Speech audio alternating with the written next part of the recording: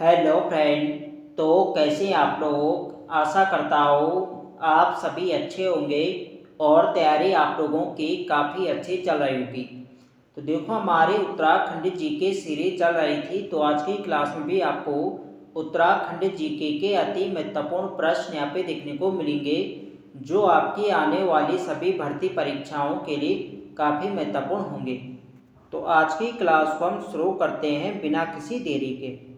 पहला प्रश्न यहाँ पे देखेंगे, परमार वंश का 37वां राजा कौन था? तो यहाँ पे आप लोग ऑप्शन देख सकते हैं। सही आंसर है ऑप्शन बी, अजय पाल।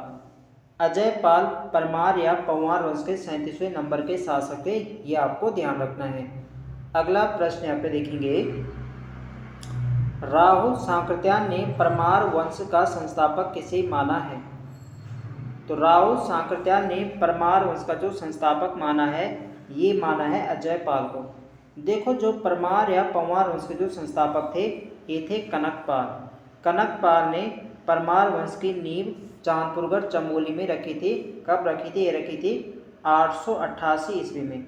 देखो, किसी किसी बुक में आपको 688 भी देखने को मिल सकते हैं, तो आपको दोनों वर्ष यहाँ पे ध्यान रखने हैं। तो जो भी एग्जाम में आएगा तो आपको वही सही करना है।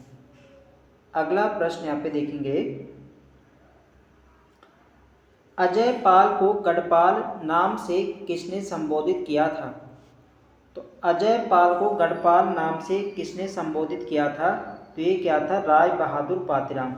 राय बहादुर पातीराम ने अजय पाल को गढ़पाल नाम से संबोधित किया था, ये आपको ध्यान रखना है। अगला प्रश्न देखेंगे, 1490 ईस्वी से 1519 ईस्वी तक किस शासक का शासनकाल माना जाता है? तो 1490 से 1500 ईस्वी तक जो शासनकाल रहता है, ये रहता है अजय पाल का। इसका सही आंसर है ऑप्शन बी। बी इसके यहाँ पे सही आंसर है। 1519 में ही अजय पाल की मृत्यु होती है, ये आपको ध्यान रखना है। प्रश्न पूछा जाए कि अजय पाल की मृत्यु कब हुई थी? ये हुई थी 1519 में। अगला प्रश्न देखेंगे, किस चंद शासक ने बधानगढ़ के युद्ध में अजय पाल को पराजित किया था? तो एकमात्र चंद शासक होते हैं कीर्तिचंद, जिन्होंने अजय पाल को पराजित किया था। किस युद्ध में किया था? तो बधानगढ़ के युद्ध में। बधानगढ़ का जो युद्ध होता है कीर्तिचंद और अजय पाल के मध्य, ये होता है 1491। तो आपको वर्ष भी याद रखना है। 1491 में बधानगढ़ के युद्ध में कीर्तिचंद ने अजय पाल को पराजित किया था, ये आपको ध्यान रखना है। अगला प्रश्न देखेंगे, 1517 ईस्वी में अजय पाल ने अपनी राजधानी किस स्थान पर स्थानांतरित की? देखो, जो परमार या पंवार वंश की जो शुरुआती इनकी राजधानी थी, ये थी चांदपुरगढ़ चमोली, जहाँ पर परमार वंश की नींव रखी थी कनकपाल ने। तो इसके बाद जो 37वें नंबर के शासक होते हैं अजय पाल। अजय पाल ने अपनी राजधानी 1512 में इन्होंने अपनी राजधानी देवलगढ़ में स्थानांतरित करी थी चांदपुरगढ़ से, और एक बार पुनः 1517 में इन्होंने देवलगढ़ से अपनी राजधानी श्रीनगर स्थानांतरित करी थी, ये आपको ध्यान रखना है। तो यहाँ पे पूछा जा रहा है कि 1517 में अजय पाल ने अपनी राजधानी किस स्थान पर स्थानांतरित करी थी? तो ये करी थी श्रीनगर में, ये आपको ध्यान रखना है। 1512 में इन्होंने देवलगढ़ में स्थानांतरित करी थी और 1517 में श्रीनगर, ये आपको ध्यान रखना है। अगला प्रश्न देखेंगे, सरोला ब्राह्मण व्यवस्था एवं धूलि माप यानी माप तौल, धूलि पाथा जो होता है, माप तौल प्रथा का जो प्रचलन था, ये किसने किया था?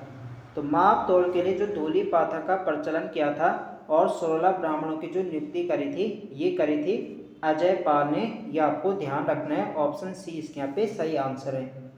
जो आपका धूलि पात है, ये माप तौल के लिए इसका प्रयोग किया जाता है, और इसका जो यहाँ पे था, ये लगभग यानी 2 केजी का होता था ये आपको ध्यान रखना है। अगला प्रश्न देखेंगे, गढ़वाल का अशोक किस शासक को कहा जाता है? तो गढ़वाल का अशोक ये कहा जाता है अजय पाल को। ऑप्शन बी यहाँ पे सही आंसर है। अगला प्रश्न देखेंगे, गढ़वाल का बिस्मार्क एवं गढ़वाल का नेपोलियन किसे कहा जाता है? तो गढ़वाल का बिस्मार्क हो गया, गढ़वाल का नेपोलियन, गढ़वाल का अशोक, गढ़वाल के कृष्ण, इन सभी नामों से अजय पाल को जाना जाता है। ऑप्शन ये इसके यहाँ पे सही आंसर है। अगला प्रश्न देखेंगे, किस काव्य में कवि भरत ने अजयपाल की तुलना कृष्ण, भीम, कुबेर एवं इंद्र से की? तो इसका सही आंसर है ऑप्शन ए मनोदय काव्य। कवि भरत की रचना है मनोदय काव्य, और मनोदय काव्य में ही कवि भरत ने अजयपाल की तुलना करी थी कृष्ण, भीम, कुबेर एवं इंद्र से। यह आपको ध्यान रखना है। अगला प्रश्न देखेंगे, गढ़वाल का कृष्ण किसे कहा जाता है? तो गढ़वाल का कृष्ण कहा जाता है अजयपाल को। ऑप्शन सी यहाँ पे सही आंसर है। अगला प्रश्न देखेंगे, किस ग्रंथ में अजयपाल को गोरखनाथ संप्रदाय के 84 सिद्धों में से एक माना गया है? तो अजयपाल को गोरखनाथ संप्रदाय के 84 सिद्धों में से एक माना गया है। किस ग्रंथ में माना गया है? तो ये माना गया है गौराक्ष, स्तवन जाल और नवनाथ कथा। तो इन ग्रंथों में माना गया है अजयपाल को। इसका सही आंसर जाएगा ये वह भी दोनों, सी इसके यहाँ पे सही आंसर हो जाएगा। अगला देखेंगे, गोरखनाथ पंथ के सन्यासी सत्यनाथ का आवास स्थल कहाँ था? तो गोरखनाथ पंथ के सन्यासी सत्यनाथ का जो आवास स्थल था ये था देवलगढ़, जहाँ पर 1512 में अजयपाल ने अपनी राजधानी बनाई थी। इसका सही आंसर होगा ऑप्शन सी इसके यहाँ पे सही आंसर है। देवलगढ़ जो है आपके पौड़ी जनपद के अंतर्गत आता था। अगला देखेंगे, गोरखनाथ एंड द कनफटा योगीज पुस्तक के लेखक कौन है? तो गोरखनाथ एंड कनफटा योगीज पुस्तक के जो लेखक हैं ये हैं जॉर्ज वेस्टन ब्रिंग्स। ये आपको ध्यान रखना है, कई बार एग्जाम में पूछा गया है। अगला देखेंगे, देवलगढ़ स्थित सत्यनाथ भैरव गुफा का जीर्णोद्धार किसने कराया था? तो ये करवाया था अजयपाल। अजयपाल ने ही सत्यनाथ भैरव गुफा का जीर्णोद्धार कराया था। कहाँ पर है सत्यनाथ भैरव गुफा? तो यह है देवलगढ़ में। अगला देखेंगे, ठाकुर सूरवीर सिंह द्वारा वर्णित सांवरी ग्रंथ में किस राजा को आदिनाथ कहा गया है? देखो जो सांवरी ग्रंथ है ये किसका है? तो यह ठाकुर सूरवीर सिंह का। तो इस ग्रंथ में अजयपाल को आदिनाथ कहा गया है, ये आपको ध्यान रखना है। तो इस प्रश्न का सही आंसर होगा ऑप्शन ए इसके यहाँ पे सही आंसर हो जाएगा। अगला प्रश्न हमारा, सांवरी ग्रंथ किस विद्या पर आधारित है? तो सांवरी ग्रंथ अभी हमने देखा किसका है? ठाकुर सूरवीर सिंह का है, और ये जो है तांत्रिक विद्या पर ये आधारित था। इसका सही आंसर है ऑप्शन सी। और इसी ग्रंथ में क्या है? अजयपाल को आदिनाथ कहा गया।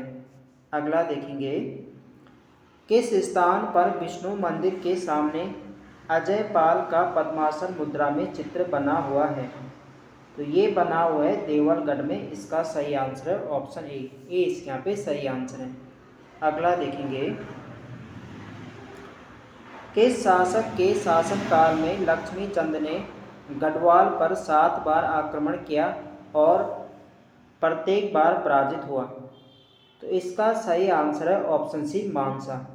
देखो लक्ष्मी चंद ने गढ़वाल पर 7 बार इसने असफल आक्रमण किया था मानसा के समय, और 7वां बार ये क्या है, इसे क्या यहाँ पे हार का सामने इसने देखना पड़ा।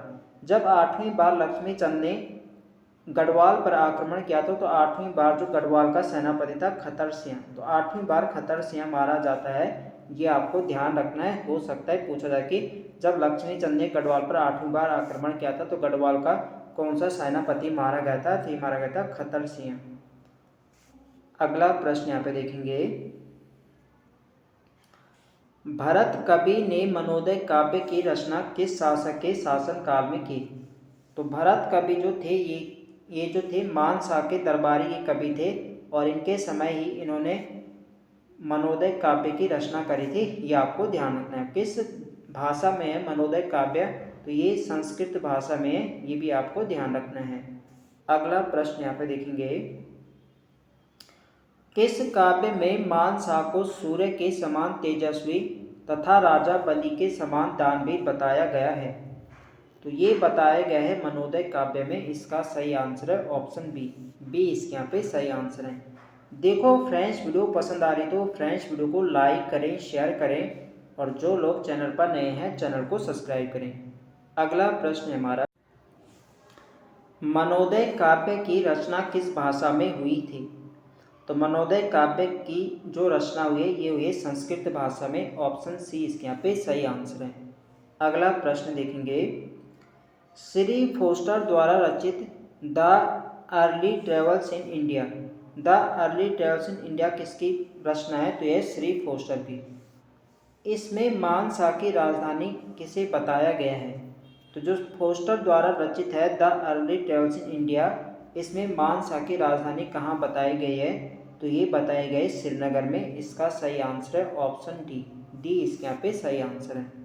अगला प्रश्न देखेंगे, जीतू बगड़वाल के समय देवलगढ़ का शासक कौन था?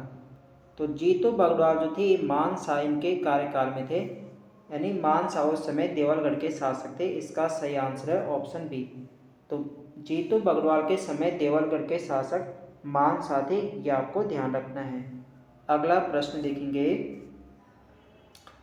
जीतू बगड़वाल कहाँ का निवासी था? तो जीतू बगड़वाल बागुड़ी गांव टिहरी का था। इसका सही आंसर है ऑप्शन ए। अगला देखेंगे, पंवार वंश का 45वां शासक कौन था? तो देखो क्रम भी लगाने को पूछा जाता है। तो देखो जो यहाँ पे बलभद्र शाह थे ये थे 43वें नंबर के। बलभद्र शाह का उत्तराधिकारी होते हैं मानसा, मानसा 44वें नंबर के होते हैं। और उसके बाद 45वें नंबर के मानसा के उत्तराधिकारी होते हैं श्याम शाह। तो श्याम शाह कौन से नंबर के? 45वां। तो इस प्रश्न का सही आंसर जाएगा सी के साथ। और उसके बाद 46वें नंबर के आते हैं महीपति शाह। तो आपको क्रम भी ध्यान रखना है, क्रम भी लगाने को पूछा जाता है। अगला प्रश्न देखेंगे, श्याम शाह का शासनकाल क्या था? तो यह एक प्रीवियस ईयर प्रश्न है, सेम प्रश्न पूछा गया कि श्याम शाह का कार्यकाल क्या था? इनका शासनकाल था 1611 से 1630 तक। इसका सही आंसर है ऑप्शन बी, बी इस प्रश्न का सही आंसर है। अगला देखेंगे, किस शासक को बिलासी राजा की उपमा दी गई है? तो बिलासी राजा की उपमा दी गई है श्याम शाह को। इसका सही आंसर है ऑप्शन ए इसके यहाँ पे सही आंसर है। अगला देखेंगे, किस शासक के समय सती प्रथा का उल्लेख मिलता है? तो सती प्रथा का उल्लेख मिलता है श्याम शाह के कार्यकाल में। इतिहासकारों का मानना है कि जब इसकी मृत्यु हुई तो इसकी 60 रानी क्या है सती हुई थी। तो इसी के समय मिलता है सती प्रथा का उल्लेख, ये आपको ध्यान रखना है। अगला देखेंगे, सर्वाधिक आयु में राजा बनने वाला गढ़वाल का शासक कौन था? देखो मैंने बताया आपको 45वें नंबर के शासक होते हैं श्याम शाह और 46वें नंबर के होते हैं महीपति शाह। देखो जो श्याम शाह थे इसकी कोई संतान नहीं थी श्याम शाह के। उसके बाद जो इसका उत्तराधिकारी यानी इसके जो अगले शासक होते 46वें नंबर के, ये श्याम शाह के चाचा बनते हैं महीपति शाह। तो ये आपको ध्यान रखना है। तो इसका सही आंसर है ऑप्शन सी, सी इसके यहाँ पे सही आंसर है। तो महीपति शाह सर्वाधिक आयु में राजा बनने वाले गढ़वाल यानी परमार वंश के शासक थे, ये आपको ध्यान रखना है। अगला यहाँ पे देखेंगे, किसे अक्खड़ राजा कहा गया है? तो अक्खड़ राजा ये कहा जाता है महीपति शाह को। इसका सही आंसर है ऑप्शन ए इसके यहाँ पे सही आंसर है। अगला प्रश्न देखेंगे, रोटी सूची प्रथा का प्रारंभ किसने किया था? तो रोटी सूची प्रथा का प्रारंभ ये किया था महीपति शाह ने। इसका सही आंसर है ऑप्शन सी यहाँ पे सही आंसर है। अगला देखेंगे, निम्न में से महीपति शाह के सेनापति कौन थे? तो महीपति शाह के सेनापति थे बनवारी दास हो गया, रिखोला लोधी और माधोश्याम भंडारी, ये इसके सेनापति थे। ऑप्शन डी यहाँ पे सही आंसर होगा उपयुक्त सभी। अगला प्रश्न देखेंगे, अजय पाल की मृत्यु कब हुई थी? तो शुरुआत में मैंने आपको बताया था कि जो अजय पाल का कार्यकाल था ये था 1490 से 1519 तक। तो 1519 में ही अजय पाल की मृत्यु होती है। सी यहाँ पे सही आंसर हो जाएगा। अगला देखेंगे, कप्पू चौहान किस गढ़ के सरदार थे? तो कप्पू चौहान किस गढ़ के सरदार थे? तो ये थे उप्पूगढ़। उप्पूगढ़ ये टिहरी जनपद के अंतर्गत आता है। तो यहाँ के सरदार थे कप्पू चौहान। अगला यहाँ पे देखेंगे, निम्न में से किसने स्वयं को पशुओं में सिंह और पक्षियों में गरुड़ के समान बताया था?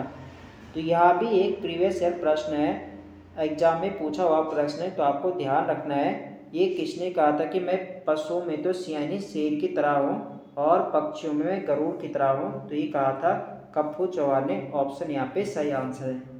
अगला प्रश्न देखेंगे, कप्पू चौहान को किस शासक ने मुखाग्नि दी थी? तो कप्पू चौहान को स्वयं अजय पाल ने मुखाग्नि दी थी। इसका सही आंसर है ऑप्शन ए। अगला देखेंगे, अजय पाल का अंतिम युद्ध किस गढ़ पर था? तो अंतिम युद्ध अजय पाल का उप्पूगढ़ पर ही था। ऑप्शन सी यहाँ पे सही आंसर है। अगला देखेंगे, देवप्रयाग के रघुनाथ मंदिर में किस राजा का अभिलेख मिलता है? तो देवप्रयाग के रघुनाथ मंदिर पर जो अभिलेख मिलता है, ये मिलता है सहजपाल का। इसका सही आंसर है ऑप्शन ए। अगला देखेंगे, 1548 से 1575 ईस्वी तक गढ़ राज्य पर किस राजा का शासन था? तो इसका जो सही आंसर है यह ऑप्शन बी सहजपाल।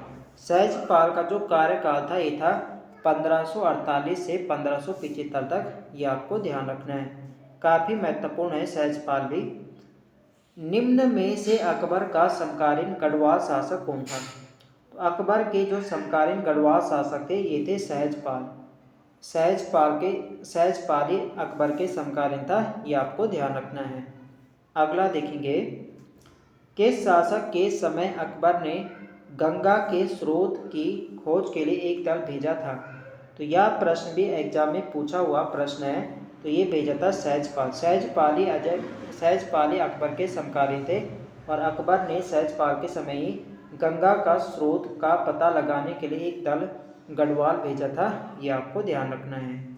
अगला देखेंगे, पंवार वंश के 43वें राजा कौन थे? तो 43वें राजा थे बलभद्र शाह। इसका सही आंसर है ऑप्शन ए।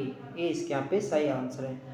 अगला देखेंगे, 1581 ईस्वी में ग्वालदम का युद्ध किन दो राजाओं के मध्य हुआ था? देखो, 1581 ईस्वी में ग्वालदम या इसे बधानगढ़ का युद्ध भी इसे कहा जाता है, ये होता है बलभद्र शाह और रुद्रचंद के बीच में। बलभद्र शाह की इसमें जीत होती है और इसमें रुद्रचंद की हार के साथ में रुद्रचंद के एक सेनापति थे पुरुषोत्तम पंत, जिसे पुरखू पंत कहा जाता है, तो इसकी इसमें यहाँ पे मृत्यु हो जाती है। ये आपको ध्यान रखना है। पूछा जाता है कि बधानगढ़ या ग्वालदम के युद्ध 1581 में रुद्रचंद के किस सेनापति की मृत्यु हुई थी? तो ये पुरुषोत्तम पंत या पुरखू पंत की। ये आपको ध्यान रखना है। अगला प्रश्न हमारा, किस व्यक्ति ने बलभद्र शाह की तुलना भीम से की थी?